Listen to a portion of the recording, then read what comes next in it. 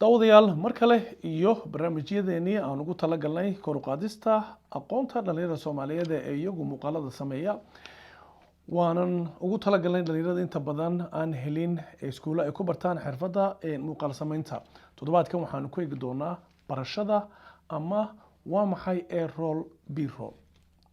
haddaba waxaan ku hormari doonaa mid ayaynu u qeexi doonaa kadibna waxa aynu eegi doonaa sida labaduba ay isula shaqeeyaan. Ano wax badan ay ku tusi doonaa editingka oo aad arki doontaan sida labadan shay ee A-roll iyo B-roll ay isula shaqeynayaan. haddaba aynu ku hormarno A-roll. A-rollku wuxuu noqon karaa your main interview. wuxuu noqon karaa wareysigaaga sheekada meesha ay ku jirto ama cidda sheekada sheegaysa. waxaana loo qaybin karaa laba qaybood. wuxuu noqon karaa muuqaal, wuxuuna noqon karaa cod ama audio. A-roll waxaa soo geli kara interviewada inta badan maalinlaha ah ee la sameeyo haddii qof laga qaadayo ama shay marka iyada si laga hadlayo. wuxuu noqon karaa qofka reporterka ah ama wararka soo gudbinaya dhacdooyinka dhacaya marka uu kaamarada ka soo muuqdo waxaa la oran karaa A-roll. sidoo kale A-roll wuxuu noqon karaa wada sheekaysi adig iyo qof markaasi aad iswareysanaysaan. laakiin waa hal qof ama hal shay ama hal cod oo ka hadlaya sheekadaada. B-roll waa qaybaha ugu muhiimsan tan iyo markii loo soo wareegay casriga tiknoolajiyadda cusub ee muuqaal sameynta. waxaa laga maarmi waayey si muuqaal walba xiiso uu yeesho in la helo muuqaalo ka hadlaya waxa sheekadaadu ay ku saabsan tahay. muuqaaladaasi inta badan waxa ay ka turjumayaan oo qofka daawanayana ay u gudbin karaan in sheekadan ay noqoto sheeko xiiso badan oo loo arko inay tahay dhacdooyin dhab ah. haddii qofku wariyaha uu soo tabinayo arrin dhacday markaas iyada ah waa inay ku kaban yihiin ama ay ku ladhan yihiin muuqaalada ka hadlaya dhacdadaasi si ay u eg tahay.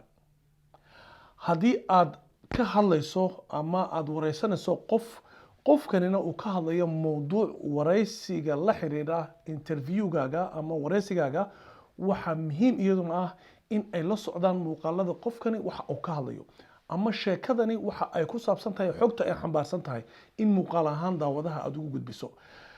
marka B-roll waa qaybaha kale ee la xiriira sheekadaada oo iyagu qurux u yeelaya wareysigaaga kadibna ka dhigaya wareysi dhammaystiran oo qofka daawaduhu uu ku mashquulo ama uu dhammaystirto. maadaama wada ognahayba inta badan haddii laga shaqeyso youtubeyada iyo weliba facebookyada waxaa muhiim ku ah maadaama aad doonayso xayeysiiskaaga suuqaaga inaad lacag badan ka samayso in muuqaalkaaga uu noqdo mid la wada daawado oo xiiso badan. maadaama hadda waqtigu yar yahay oo dadka inta badan macnaheedu inta wax daawanaysaana qof walbana uu kaa cilmi badan yahay adiga oo uu daawanayo sheeko xiiso badan oo isaga soo jeedata waxaad ku qasban tahay in aad xoogga saarto B-roll-yadaada aad ku beyntigaraynayso ama aad ku laxamaynayso muuqaalkaaga interviewga ah. haddaba waa maxay faa'iidooyinka B-roll ay leedahay? B-rollku faa'iidooyinka ay leedahay waa dhowr shay. inta badan waxa ay ka hadashaa ama ay sheegtaa sheekadaadu inay noqoto sheeko qurux badan. haddii aad cod raacinayso oo audio raacinayso muuqaalo aad u qurxoon dadku way daawanayaan. haddii wareysigaaga ay la socdaan B-rollyo fiican oo ah muuqaalo aad ku farshaxameynaysana dadku way daawanayaan.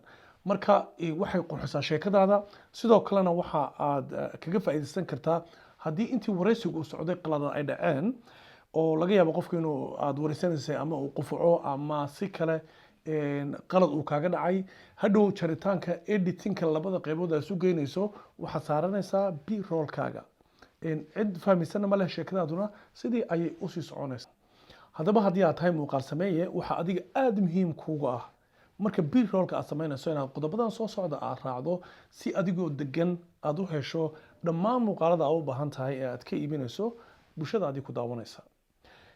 number 1 waxaa aada muhiim u ah intaanad bixin ka hor oo aanad soo duuban qaybaha kale ee muuqaaladaada B-rollska waxaa muhiima inaad ballaangarayso oo aad qorshayso oo aad qorto dhammaan waxa aad u baahan tahay ee B-rollya aad doonayso in aad soo qabsato. taa waxaa kaa fududayn karaa inaad booqato goobta laftigeeda aad ka duubayso B-rollka si aad u hesho fikir guud oo ah markii aad imaanayso ee aad wax duubayso in hadba shay walba meesha aad ugu tegi lahayd iyo qaabkii aad u qaban lahayd intaba inaad fahamsan tahay. Marka had iyo jeer waa inaad plan waa inaad qorsheyso intaanad bixin ka hor. Shayga kale aadka muhiimka u ah waxay tahay biiroolyada markii aan sameynayno inta badan waxaa aad muhiim inoogu ah in muuqaalada aad sameynaysa ay yihiin muuqaalo fadhiya. Markaan ka hadlayno aan ku leeyahay muuqaalo fadhiya runtii maaha muuqaalo wax walba ay fadhiyaan, laakiin waa muuqaalo kaamaradaada aad u isticmaalayso tripodka ama lugaha lagu xiro kaamarada si dhaqdhaqaaqa muuqaalkaasi aad duubayso dadku aysan ugu wareerin in aad fadhiisiso kaamaradaada. Stabilizer baad ku fadhiisin kartaa, waxaad u isticmaali kartaa gimbal baad isticmaali kartaa, slider baad isticmaali kartaa, tripod baad isticmaali kartaa, laakiin fadlan muuqaalka b-rollka ah aad soo qabanayso ha noqdo muuqaal aad u fadhiya kaamaraduna ay fadhido. Haddaba ugu dambeyn markii muuqaalada aad duubayso waxaa aad loogu sii kala xariifsan yahay helista angalada ama dhinacyada qofka uu ka qabanayo b-rollyada.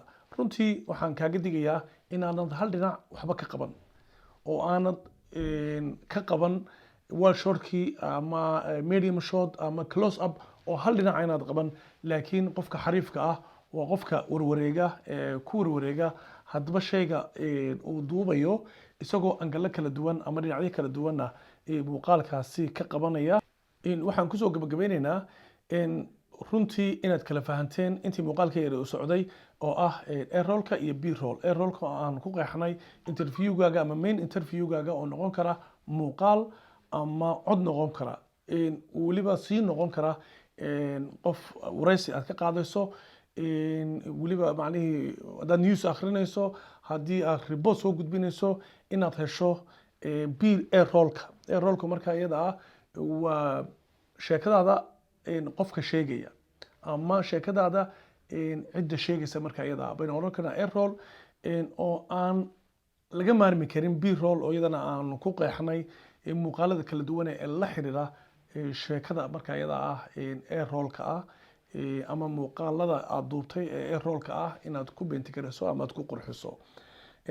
runtii practice garee wax badan isku day, dulqaad badan ayay u baahan tahay. Marka qof walba muuqaal sameeyaa waxa aan Chelsea kula talinayaa in uu isagoo degan waqti geliyo wax walba uu duubayo oo aanan ku degdegin in aad muuqaal maalin kaliya ama daqiiqada kaliya macnaheed aad soo gudbiso. Inta aynu ku kulmano barnaamijyadeenan xiisaha badan leh waxaan isku dayi doonaa hadba intii aqoonteenu ay gaarsiisan tahay inaan idiin soo gudbino. Waxaan idinkaga tegayaa nabadgelyo.